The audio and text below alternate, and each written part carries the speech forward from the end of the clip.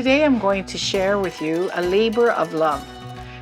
This traditional cookie could possibly in the Carlino household die with me, because my children, they haven't shown any interest in making this. Some of them love them, some of them don't. So I'm not sure whether this will continue afterwards. But as long as I can, I will continue making them. They're called San Martini. It's a pocket of the pastry, and inside is a combination of figs and raisins.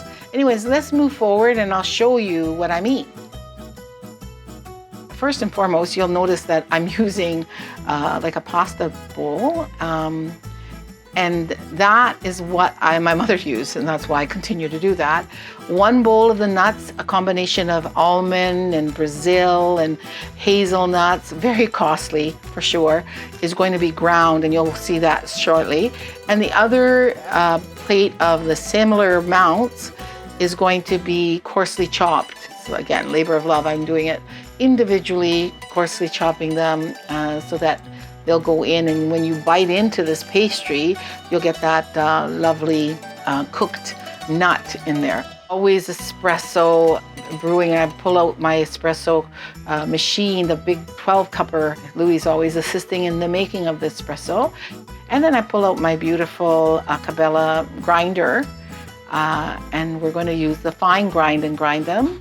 There's two different discs, but for this particular thing, I use the fine grind. I know that in the years before me, my mom and my aunties and they would chop them by hand, but they figured out they would use a manual grinder, and they figured out that it makes more sense to grind them. It's just more consistent. And we put the mandarin in there, the orange peel in there, we'll put it all in, and it's into the big pot ready to be cooked, and you'll see that process shortly. And it's just so cool how all of it comes in. I throw in raisins, just a lot of very wholesome, real ingredients for sure. We do this once a year, and I have toned it down a little bit. I used to do 10 bundles of figs. You can get them at most grocery store. And now I've cut it down to 5 just because. Pull out the handy dandy wooden spoon. And again, there I ask my husband to help. I'm pouring espresso while the heat's quite high, and cocoa, and he stirs and makes sure that everything gets blended. In the meantime, while he's doing that, I'm going to add some spices.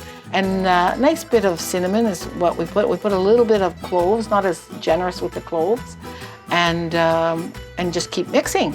We used to use cooked wine, but now we use blueberry syrup that's available in Thunder Bay. There's a local guy that does maple syrup and blueberry syrup, and we use that. Oops, my secret stash of anici.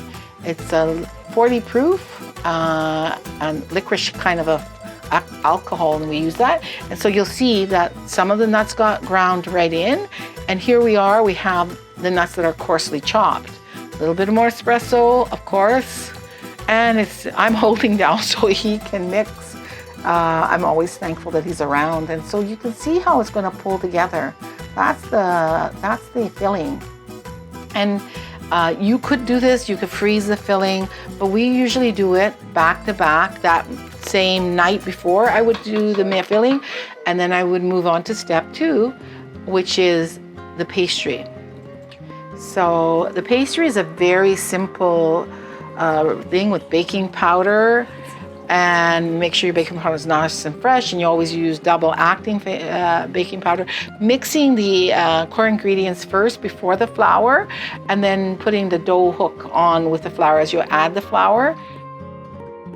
This particular dough is lovely, and you could just make biscotti with it, but it's what we use. And there's other people who do different, same culture, same everything, but they'll do a pastry that you fry. This is not the pastry that you fry. So I roll it into little hands, and my job is to continue to roll. And I find the rolling dough very therapeutic, to be honest. I enjoy it. And so I'm making it and rolling it quite thin, because of the baking powder, it will puff up. In the meantime, I partner in crime, my husband, is forming little logs of the filling for me. So it allows me not to dirty my hands and dirty the pastry. There's a rhyme and a reason to everything. So, and while he's doing it, I'm of course critiquing and say a little bigger, a little bit smaller. We don't want to look like we're being not generous. And so on that goes is the filling, and then lo and behold, I'm going to flip the pastry and form the little cookies. Again, it's something I really do enjoy. I don't do it more than once a year, but I do enjoy it. And it's almost like, I'm sure there's other types of cookies like this that you can relate to that are very similar, but of course the flavors and everything is going to be totally different. It depends on who's making it. Into the oven, 350 until golden, and they are as good as they look. They are delicious, for sure they are. Anyways, very much a labor of love, and it's something that I hope to be able to continue for a long, long time. We'll continue to make them, and if you want some, hey, just pop in and we'll make sure we share. We always share. Have a great day.